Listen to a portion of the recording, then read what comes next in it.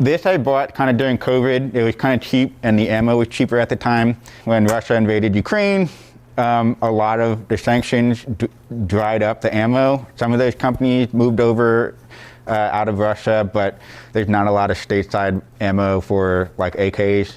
And then, so I bought that when it was cheaper. This is an AK-74? 47. 47, so this is the classic, this is the most widespread rifle in the world, right? Yeah. Yeah, because I think so what happened, as far as I understand it, the Soviets gave AK-47s to huge numbers of communist movements globally, and then they got sort of distributed into populations. So for example, the Viet Cong had a huge number of them.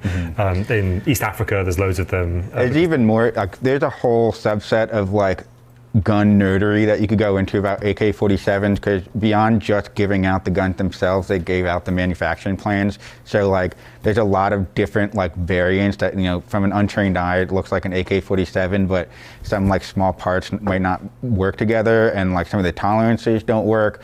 You can tell like some of the rivets, it's a big thing that you could get into. So AKs in the US are very much more of like a boutique item these days.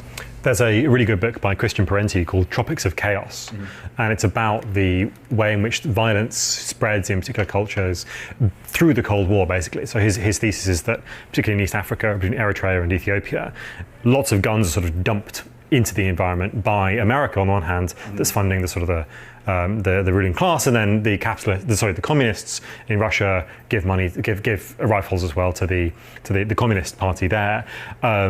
This ultimately leads to a situation where people just have guns, right?